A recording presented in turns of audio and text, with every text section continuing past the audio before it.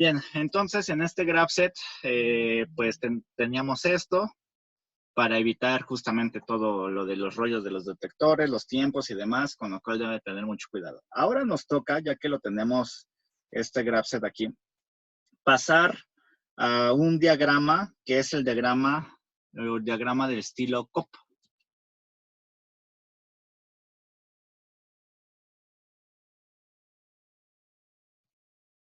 ¿Por qué el diagrama COP? El diagrama COP es un diagrama de relevadores. Y entonces el diagrama de relevadores es lo que ustedes tendrían que haber hecho si hubieran estado en 1960 trabajando para la industria. Tenían que haber hecho su graph set primero, después su diagrama COP y después implementarlo. ¿Y cómo lo implementaban? Con lo que ya habíamos visto también acerca de los transistores con relevadores. Bien, entonces, ¿cómo se hace esto de los diagramas COP?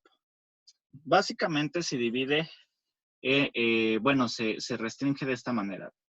Trazan una línea aquí, donde esta línea es alimentación. Lo voy a poner como BCC.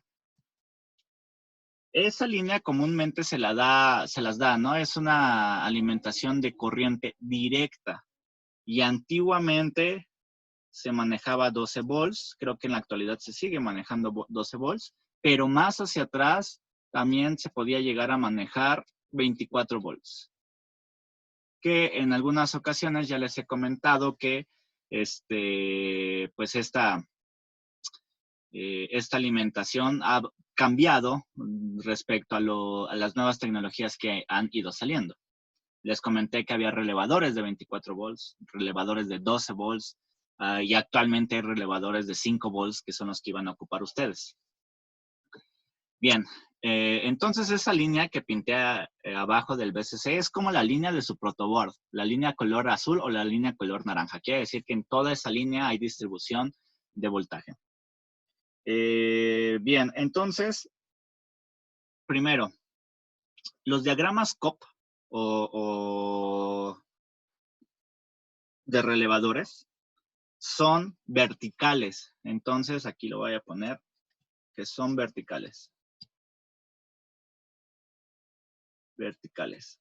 Vamos a ver que la diferencia con los diagramas ladder es que los diagramas ladder son horizontales. Y tienen otra ventaja. Los ladder desaparecen varias cosas que los COP no. Bien, entonces son verticales. ¿Cómo se empieza a hacer un diagrama, pues, de este estilo que es COP? A cada uno de los estados, que era este y a cada uno de estos estados se le va a atribuir, como se supone que son estados que activan algo, se les va a asociar una bobina de relevador, es decir, un relevador K0, K1, K2 y K3. ¿Por qué? Porque se supone que habíamos comentado que cada estado acciona una vez que termina, debe de accionar el siguiente y recordar que este debe de apagar este, ¿no? Debe de apagar el de atrás siempre. Entonces, sea que este estado 1, por ejemplo, K1, tiene asociado, y lo voy a poner aquí, que no es de parte del diagrama, K1 tiene asociado o debe de prender lo siguiente. Si se dan cuenta, K1 cuando se active, es decir, cuando D se activa, debe de prender, por ejemplo, el timer 1, debe de prender la electroválvula, pero también debe desactivar, ya se lo voy a poner así, debe desactivar a el estado 0, y el estado 0 es un relevador K0. De la misma manera, K2 tiene asociado a que debe de prender a M1, debe de prender a el timer 2 y debe desactivar a su predecesor, y su predecesor es K1. ¿Y cómo? ¿Por qué? Porque están de acuerdo que habíamos visto que existen relevadores que tienen diferentes polos, diferentes tiros. Entonces, si ustedes se energizan, o esto es equivalente a que tuvieran algo así. Tuvieran un algo que activa la bobina K1, y entonces esto es equivalente a cuando activan K1, ustedes tienen algo de este estilo.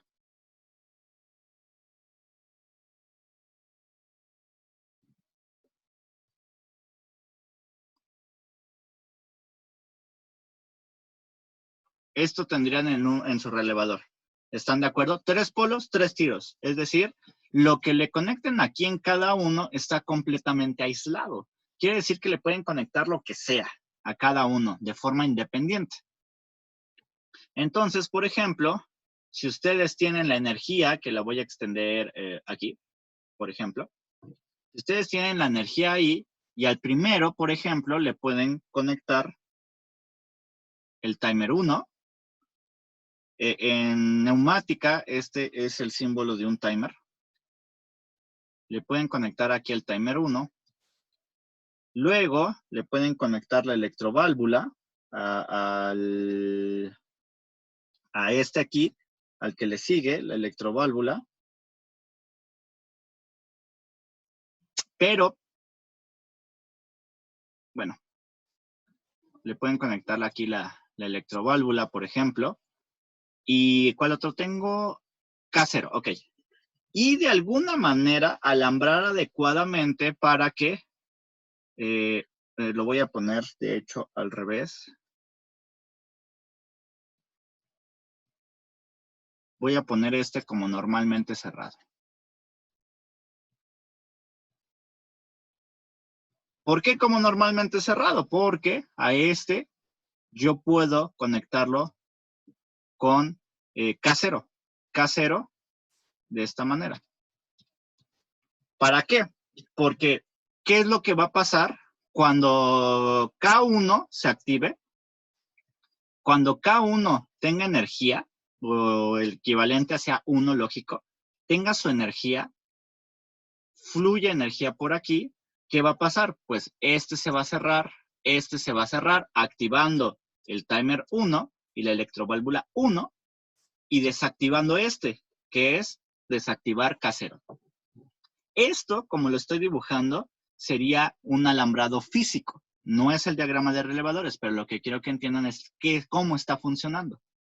Entonces, K1 que tiene asociado a 3 cosas, debe de activar o desactivar al mismo tiempo todos. Entonces, por eso cuando ustedes energizan K1, lo que K1 va a hacer es cerrar estos, activando timer 1, la electroválvula, y sacando este de acá, haciendo que K0 se abra y todo lo que estaba conectado a K0 o en sus ¿cómo se llama? En sus polos tiros, se va a botar, ya sea que regresen, básicamente van a regresar todos a su estado pues común. Entonces, ¿sí me explico con esto de qué está pasando con el relevador? Sí. Ok. Y entonces esto hay que repetirlo para cada uno de los estados, para cada relevador. Esto solo fue para el estado K1, es decir, mi estado 1. Hay que repetirlo para el estado 2. Hay que repetirlo muy similarmente para el 3 y para el 0. Entonces, vamos a tener 4 cosas parecidas a esto de aquí. Si yo viera un diagrama de conexiones, pues tendría otro bloque aquí, semejante, otro bloque acá, y así hasta tener 4. ¿Ok? Entonces, ¿cómo se pasa ya de forma real esto a un diagrama a un diagrama COPS? Bien, pues partimos de lo siguiente. Déjenme borrar todo esto.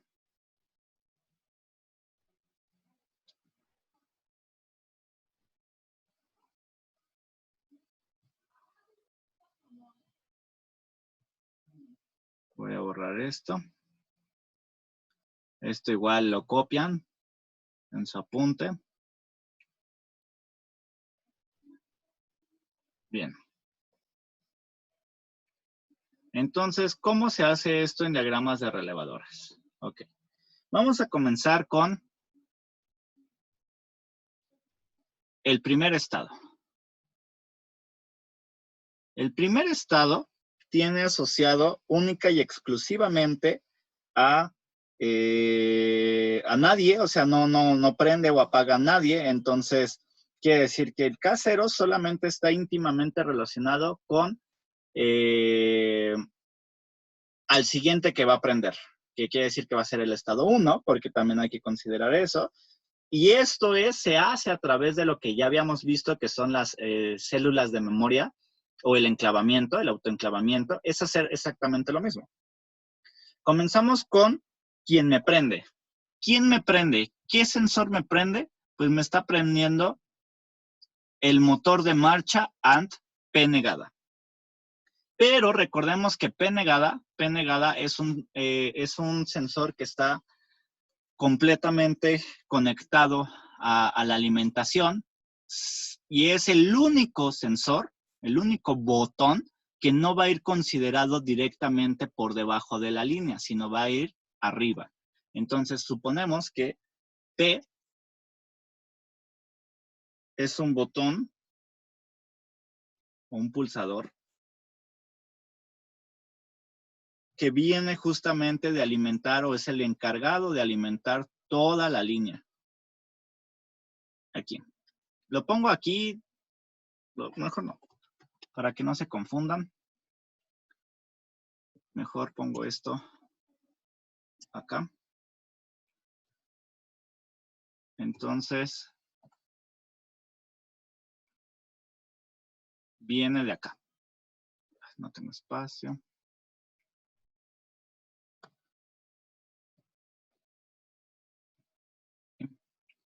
Entonces, viene de alimentar absolutamente toda mi línea. Lo voy a poner por aquí. Que es... Y ya sabía que iba a pasar.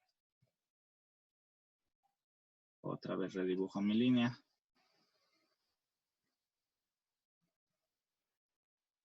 Esa es la línea de alimentación. Entonces, aquí viene P, que es un pulsador normalmente abierto. Recuerden, diga normalmente cerrado. Recuerden que debe ser normalmente cerrado para que cuando no esté presionado, pues deje conducir la corriente. Bien. Ese es mi intento de Le pulsador. puso un puntito, ¿verdad? El puntito nada más es para marcar que hay una conexión ahí. Y ahí está, P. Ah, ok. Sí que es un nodo, el equivalente de cuando ustedes conectaban a uno de los hoyitos del protoboard y conectaban sobre ese mismo. Todo eso es un nodo porque está conectado en el mismo lugar las patitas de varias cosas, ¿no? Ok. La diferencia es que ahora no vamos a tener un protoboard, vamos a tener un tablero gigante que hay que alambrar, ¿no? Entonces, bueno, ya está. Aquí arriba está conectada mi fuente completa y entonces de tal manera que si yo presiono el botón pulsador P, lo que va a pasar es que inmediatamente se va a abrir y entonces ya no va a haber corriente aquí y por tanto nada de lo que esté conectado va a funcionar.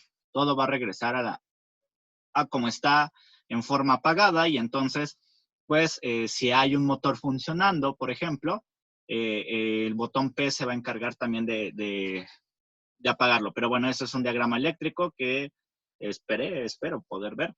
Pero si no, pues aparte. Viene. Esto es las conexiones del abuelo del PLC.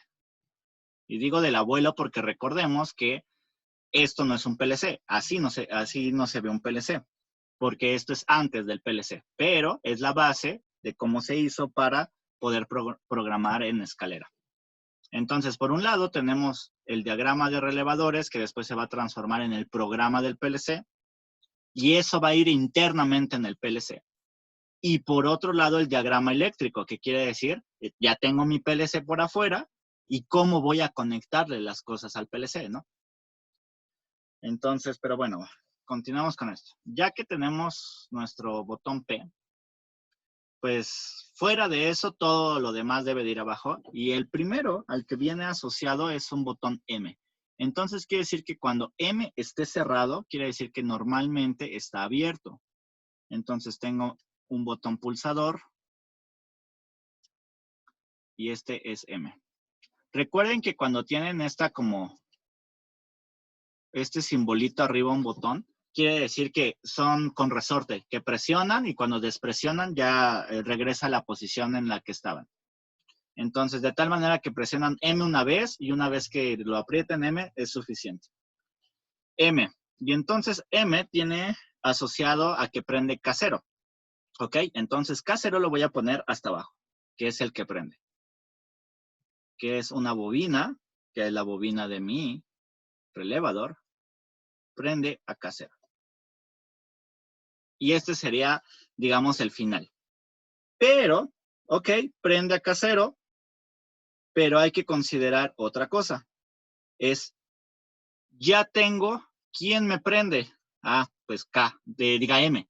M prende a K0, que es justamente aquí, que es ir de 0 a 1. Ya lo hicimos. Pero, debo de considerar también quién me apaga. Pues como lo había puesto anteriormente, K1 me apaga. K1 es el que me está apagando. Entonces, yo lo debo de considerar sobre la línea principal, que es esta, y después poner esto aquí. Esto es un interruptor normalmente cerrado para que de tal manera que cuando M se active, pues pueda fluir la corriente y activar K0. Entonces, ¿a quién está asociado ese switch? Pues está asociado a K1. K1. Bien, entonces, ¿qué pasaría hasta ahorita? Yo cierro M, fluye la corriente hasta K0, K0 se activa, pero yo suelto M de dejarlo apretado y entonces, así como está, K0 inmediatamente se apagaría. Entonces es cuando recurrimos a la célula, al autoenclavamiento, la célula de memoria, que es agregarle aquí a alguien de K0, un switch de K0. Entonces, ahora sí, para el estado 1 yo tengo que aprieto M, se cierra, fluye la corriente a K0, K0 cierra esto de acá, y entonces cuando M deja de fluir, cuando M deja de estar apretado, perdón, entonces, ¿qué va a pasar? Ahora la corriente va a fluir por acá, haciendo que K0 siga prendido, que es lo que ya habíamos visto del autoenclavamiento. ¿Hasta aquí alguna duda? No. Bien. Entonces, ya con eso tengo mi autoenclavamiento bien bonito. Ok. Eso hace que el estado K0 esté prendido y solamente el único que me puede apagar es K1. Ay, este no era. El único que me puede apagar es K1 cuando se activa. Entonces, quiere decir que pues voy a pasar a que se prenda. Ok. K0 se encarga de prender K1. Entonces, esa es la siguiente parte. Vamos ahora con el estado 2. Diga, el estado 1, perdón. El estado 1 tiene asociado lo que ya habíamos visto, el timer 1 y la electroválvula. Entonces, pues vamos a comenzar con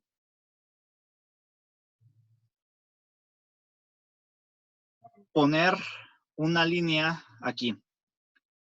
¿Quién me prende? O sea, ¿quién prende el estado 1? Pues me prende K0, ¿están de acuerdo? Entonces, como me prende K0, lo primero que voy a hacer es eso. Así como le hicimos aquí con la marcha me prende a mí. Entonces, como marcha me prende a mí, si se dan cuenta, hay dos cosas que tengo que asegurar yo para saber que estoy prendiendo el estado 1. Lo primero es que se active D, que es la transición por defecto. Pero antes de eso, por la sintaxis de cómo es un graph set, primero yo debo de asegurarme que haya pasado por el estado 0. Si estado 0 se prendió y D se activó, entonces se prende estado 1. Y eso es una AND. Entonces quiere decir que primero yo debo de asegurarme que previamente se haya activado el K0 y después se haya activado D. Así en serie. Entonces, ¿qué va a pasar? Yo voy a asegurar así con esto que acabo de hacer que activo la marcha.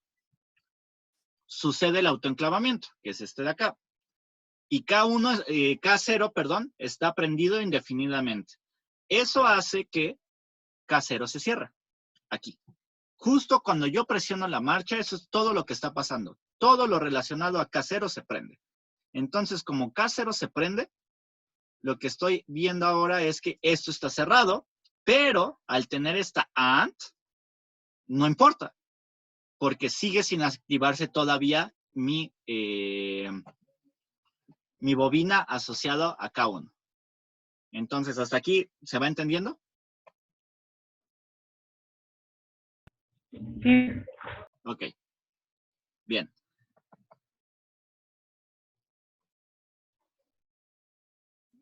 Entonces, bueno, voy a borrar esto. Este y este.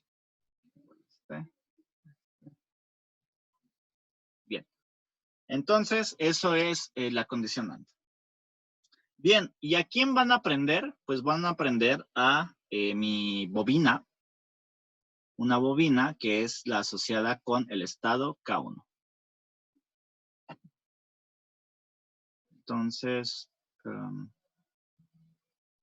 van a aprender a mi bobina asociado con K1. No lo cierro todavía porque, nuevamente, hay que considerar K1, ya te dije quién me está aprendiendo.